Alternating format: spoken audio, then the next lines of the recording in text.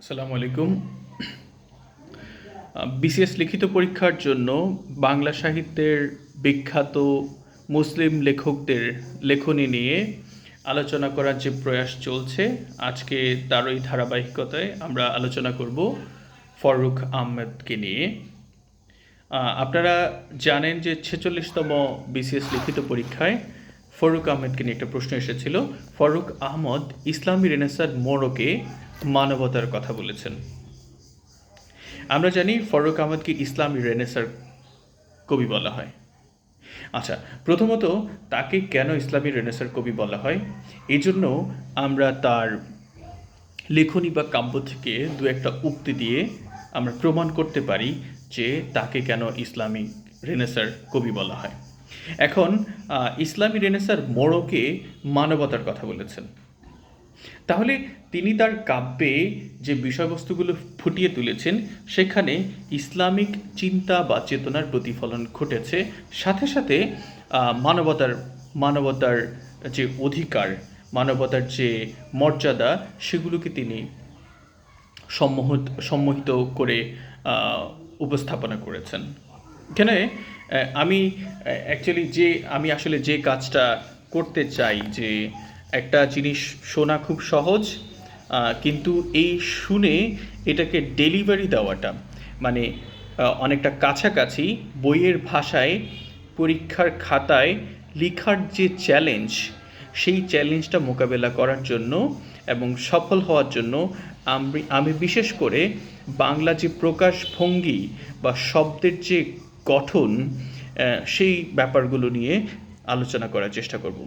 যে ফররুখ আহমদ যে সময় সাহিত্য চর্চা করেছেন, তাহলে আমরা প্রথমে একটা টাইমলাইন চিত্রায়ন করার চেষ্টা করি, একটা সময়ের প্রেক্ষাপটটা আমরা চিত্রায়ন করি যে ফররুখ আহমদ ঠিক যে সময় সাহিত্য চর্চা করেছেন সে সময়টা ছিল সাধারণ মানুষের জন্য চরম সংকটকাল।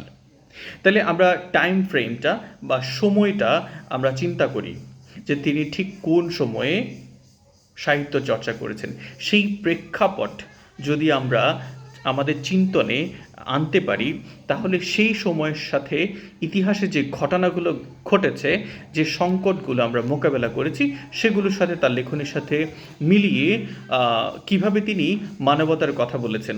অর্থাৎ মানবতার কথা আসলে তখনই বলতে হয় যখন মানবতা সংকটকালের মধ্য দিয়ে যায়। তো বলেছে যে তিনি যে সময় সাহিত্য চর্চা করেছেন সেই সময়টা ছিল সাধারণ মানুষের জন্য চরম সংকটকাল। দুটি বিশ্বযুদ্ধ, তাহলে সময়টা আমরা খেয়াল করছি যে দুটি বিশ্বযুদ্ধ, প্রথম বলেছে দুটি বিশ্বযুদ্ধ, দেশে খাদ্য সংকট। তাহলে আমরা ফররুখ আহমদের লেখনী সময়কালকে বিশ্বযুদ্ধের সাথে অ্যালাইন করছি। দুটি বিশ্বযুদ্ধ, দেশে খাদ্য সংকট, দুর্ভিক্ষ। তাহলে খাদ্য সংকটের কারণেই দুর্ভিক্ষ হয়। দুটি বিশ্বযুদ্ধ, দেশে খাদ্য সংকট, দুর্ভিক্ষ, বেনিয়াদের অত্যাচার।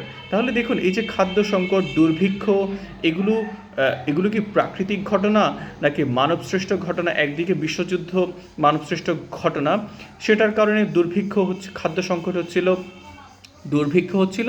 আবার যেখানে বেনিয়াদের অত্যাচার, মানে বর্তমান সময়ে আমরা যেটাকে সিন্ডিকেট বলি, বেনিয়াদের অত্যাচার, দেশীয় দালালদের দৌরাত্ম্য, রাজনীতিতে দ্বিজাতি তত্ত্ব। তাহলে এই যে ফ্রেজগুলো আছে, এইগুলো খেয়াল করুন। দুটি বিশ্বযুদ্ধ, খাদ্য সংকট, দুর্ভিক্ষ, বেনিয়াদের অত্যাচার, দেশীয় দালালদের দৌরাত্ম্য, রাজনীতিতে দ্বিজাতি তত্ত্ব। তাহলে রাজনীতিতে দ্বিজাতি তত্ত্বের যে সময়, সেটা আমরা ফ্রেমিং করতে পারছি। এবং স্বার্থান্বেষী গোষ্ঠীর আত্মপ্রতিষ্ঠা ইত্যাদি সমাজকে ঘোর অন্ধকারে টেনে এনেছিল। তাহলে আপনি লজিক বিল্ড করার চেষ্টা করুন যে ফররুখ আহমেদ ইসলামী রেনেসার মোড়কে কেন তিনি মানবতার কথা বলবেন।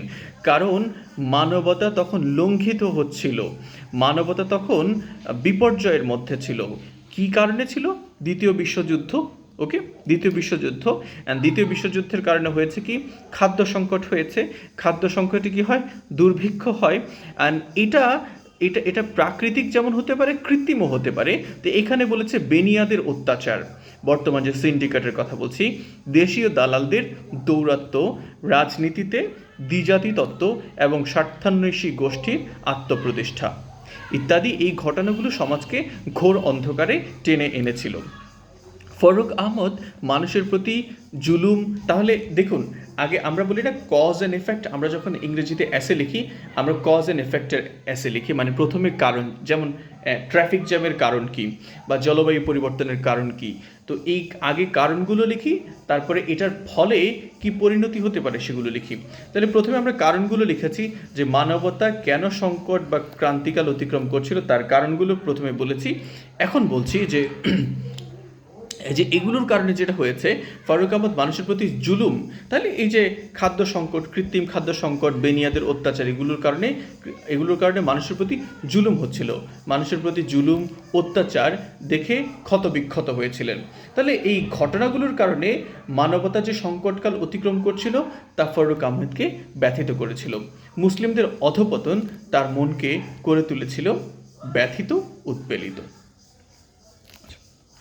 সাধারণ মানুষের অধিকার প্রতিষ্ঠা, তাহলে এর আগের প্যারায় বুঝেছি যে আমরা কজ পেয়েছি, ইফেক্ট পেয়েছি। এন্ড ইফেক্টের কারণে যেটা হয়েছে যে ফারুক আহমেদের মানে তার অন্তর আন্দোলিত হয়েছিল এই সংকটগুলো দেখে, তিনি তিনি তিনি এই সংকটগুলো দেখে তিনি ব্যথিত হয়েছিলেন, উদ্বেলিত হয়েছিলেন।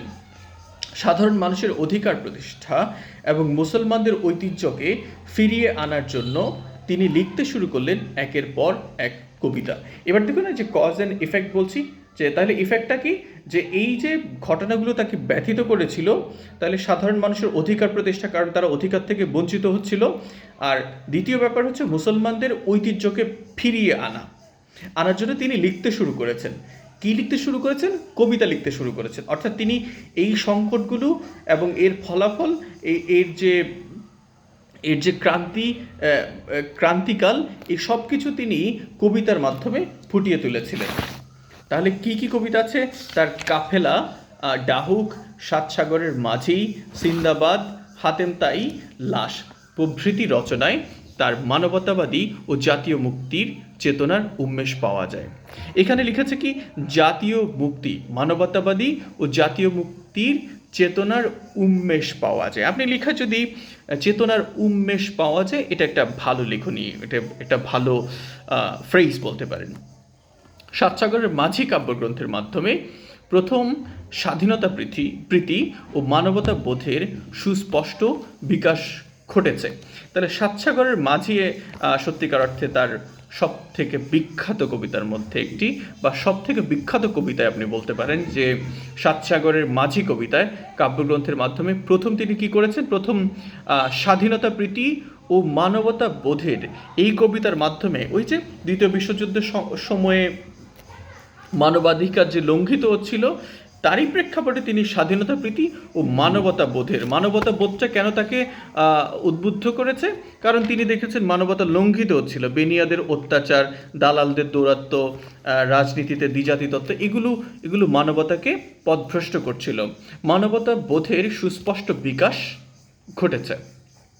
আচ্ছা, 1944 সালে, এই তো দ্বিতীয় বিশ্বযুদ্ধের প্রেক্ষাপটের সময়, 1944 সালে দুর্ভিক্ষে যখন মানুষ না খেয়ে ধুকে ধুকে মরেছে, তিনি লিখেছেন, জানি মানুষের লাশ মুখ বুজে পড়ে আছে জমিনের পর, সন্ধ্যার জনতা জানি কোনোদিন রাখে না সে মৃতের খবর। তাহলে বলেছে, জানি মানুষের লাশ মুখ বুজে পড়ে আছে জমিনের পর। এই যে দেখুন, এই যে একটা চিত্রায়ন করেছে যে মানুষের লাশ জমিনের উপর পড়ে আছে, মুখ বুজে পড়ে আছে জমিনের পর, সন্ধ্যার জনতা জানি কোনোদিন রাখে না মৃতের খবর।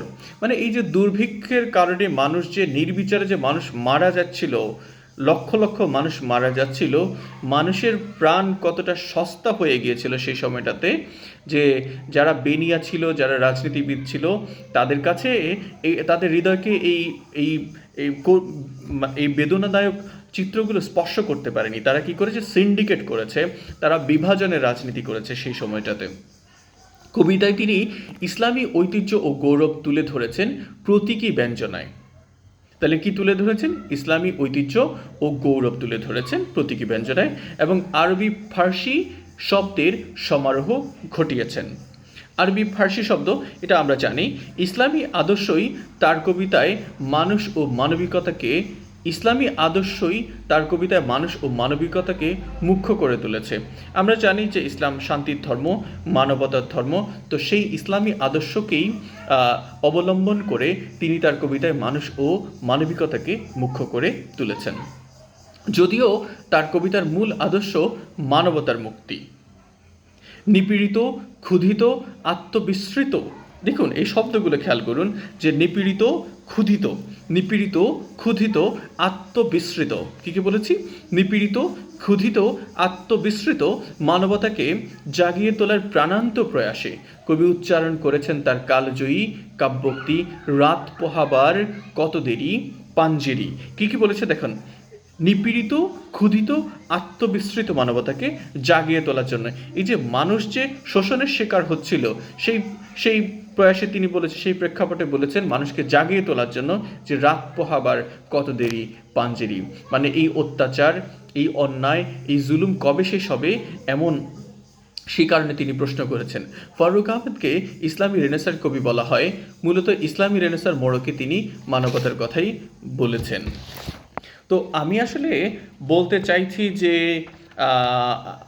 একটা লেখা পড়ে বইয়ের ভাষায় আউটপুট দেওয়ার যে কঠিন ব্যাপার, এই জন্য আমাদেরকে বারবার এটা শুনতে হবে, বারবার বলতে হবে, না দেখে লিখতে হবে, এবং এই যে কবিতায় প্রাসঙ্গিক জায়গায় যদি কোটেশন দেওয়া যায়, তাতে লেখা আরও বলিষ্ঠ হতে পারে।